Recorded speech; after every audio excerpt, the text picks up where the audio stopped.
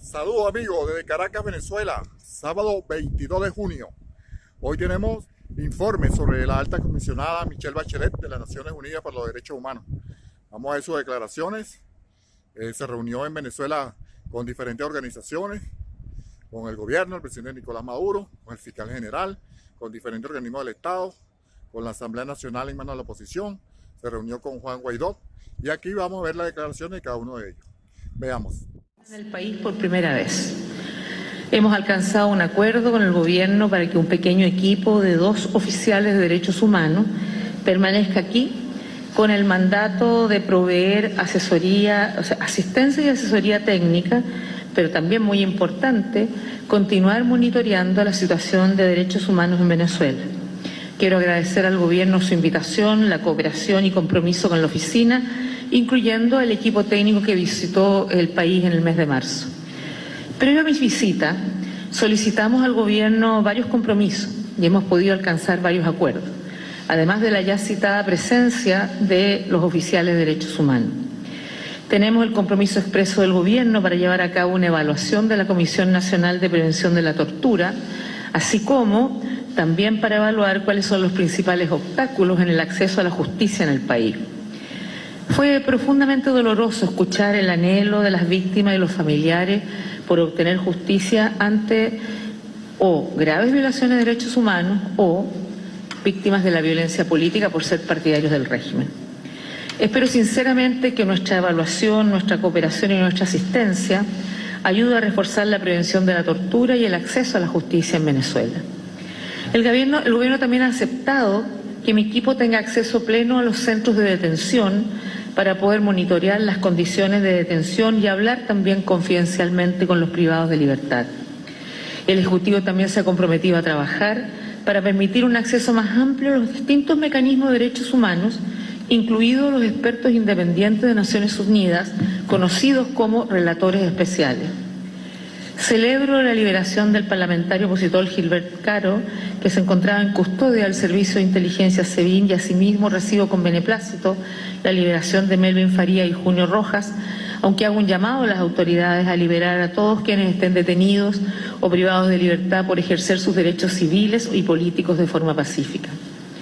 El propósito de mi visita fue abrir un espacio que permita mantener una relación más cercana y fluida con las autoridades y con todas las instituciones del Estado, con la sociedad civil y, por cierto, con las víctimas y sus familiares. Mi deseo era venir y escuchar a todos los actores para poder trabajar con ellos hacia el respeto, la promoción y la protección de todos los derechos humanos de todos los venezolanos. Durante mi visita me reuní con el presidente Nicolás Maduro Moros y con varios ministros de gobierno y otros altos cargos, incluyendo el canciller, el ministro de Defensa, el de Interior y aquellos a cargo de las carteras relacionadas con los derechos civiles, políticos, económicos, sociales y culturales. También mantuve reuniones con el presidente del Tribunal Supremo, el fiscal general, el defensor del pueblo. De igual manera, sostuve una reunión con el presidente de la Asamblea Nacional, Juan Guaidó, y otros parlamentarios de distintos partidos políticos, así como con el presidente de la Asamblea Nacional Constituyente. También conocí a víctimas de violaciones de derechos humanos y a sus familias. Escuché el testimonio de un hombre que me explicó cómo su hermano fue torturado, humillado y asesinado por oficiales encapuchados de las FARC que allanaron su casa, así como otras familias destrozadas porque sus seres queridos tuvieron el mismo destino. Un padre me mostró muy orgulloso el trofeo y las medallas que su hijo había ganado jugando al baloncesto antes de ser asesinado mientras participaba en una protesta el año 2017. Una madre me relató el asesinato de su hijo de 14 años durante las manifestaciones del 30 de abril de este año. Escuché los testimonios de familiares de personas privadas de libertad quienes habrían sufrido tortura, pero también conocí víctimas de violencia contra partidarios del gobierno. Conocí el testimonio de la madre de un joven que fue quemado vivo durante las protestas del 2017 y que pasó 15 días agonizando en el hospital antes de fallecer. Una joven me narró cómo su padre, dirigente campesino, fue asesinado por defender el derecho a la tierra de los campesinos. Estoy solo mencionando algunos de los muchos casos que tuve ocasión de conocer y compartir con ellos. Sus historias son desgarradoras Todos demandan justicia. Un sacerdote de la Iglesia para los Pobres nos compartió apasionadamente acerca de cómo los pobres y los grupos más vulnerables son los que más están sufriendo. No se trata de política, nos dijo, se trata del sufrimiento de la gente. Y me he comprometido a continuar transmitiendo estas demandas y abogar por la justicia y la reparación para ellos, sean quienes sean los perpetradores. Soy consciente que hay muchas más familias y víctimas con las cuales no tuve la oportunidad de encontrarme, pero déjenme decirles algo. La lucha de todas esas víctimas por la justicia es importante, no solo por lo que esas familias han sufrido, sino que es importante que haya justicia para todos ellos, sean del color que sean, y es importante para toda Venezuela, para todos los venezolanos. Y en eso no están solos. He escuchado las voces de los manifestantes que luchan por la protección de sus derechos y las de aquellos que buscan reparación por el daño que han sufrido. He encontrado representantes de la sociedad civil, sindicalistas, líderes religiosos, empresarios y académicos de todo el espectro socioeconómico y político. Me he entrevistado con representantes de la comunidad internacional y con las agencias de Naciones Unidas en Venezuela. Y todos me han transmitido cómo la situación humanitaria se ha deteriorado de forma extraordinaria, incluyendo el derecho a la alimentación, al agua, a la salud, la educación y otros derechos económicos y sociales. El Gobierno ha lanzado proyectos en un esfuerzo a asegurar acceso universal a programas sociales para los que ha dedicado el 75% del presupuesto nacional. Sin embargo, también he oído el testimonio de venezolanos que, muchos de ellos, a pesar de tener un empleo, no les alcanza para adquirir las medicinas que necesitan, para asegurar suficiente alimento o para otras necesidades. La situación sanitaria sigue siendo extremadamente crítica a causa de múltiples factores: la escasez de medicinas, de equipamiento, el éxodo de profesionales de la salud, el deterioro de la calidad del agua y el saneamiento y los apagones eléctricos.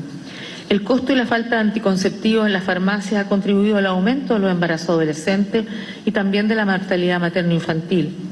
Los trabajadores de la salud me han descrito cómo equipamientos médicos muchas veces escasean o no están en funcionamiento. Y personas que viven con enfermedades crónicas me han alertado sobre ausencia o escasez de medicamentos esenciales para ello. Y he hecho un llamado al Gobierno también para que le dé una prioridad a los temas de salud y comparta los datos relacionados con la situación sanitaria y otros derechos socioeconómicos que nos permita evaluar la situación y apoyar en la mejor manera que Naciones Unidas pueda. Las causas de esta crisis económica, la cual se ha exacerbado dramáticamente desde el año 2013, son diversas.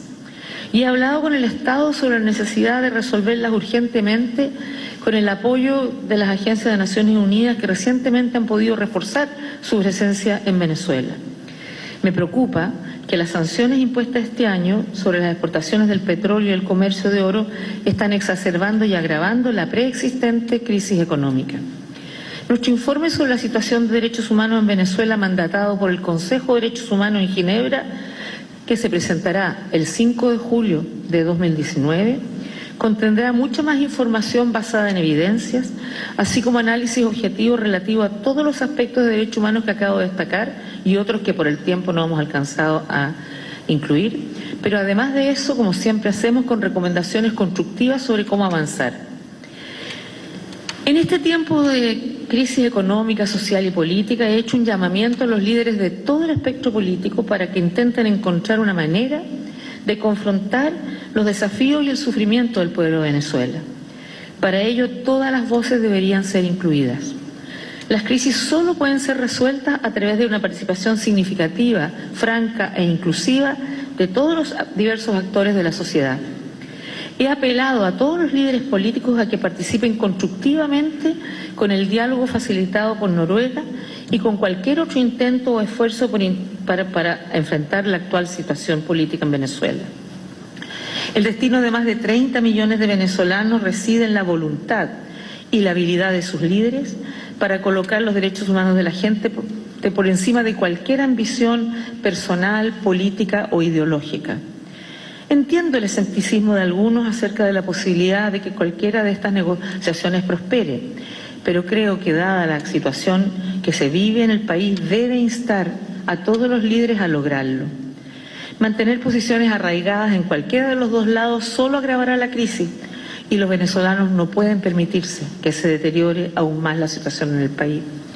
Hago un llamado a dar pasos audaces hacia un compromiso para dejar a un lado las ganancias cortoplacistas y enfocarse en logros a mediano y largo plazo para todo el país. Las negociaciones pueden dar fruto, pero lo van a dar solo si son inclusivas y si las partes involucradas dan una respuesta a la urgencia real de la situación. Y nuestra oficina está lista para la asistencia y asegurar que los derechos humanos de todos los venezolanos sean plenamente protegidos.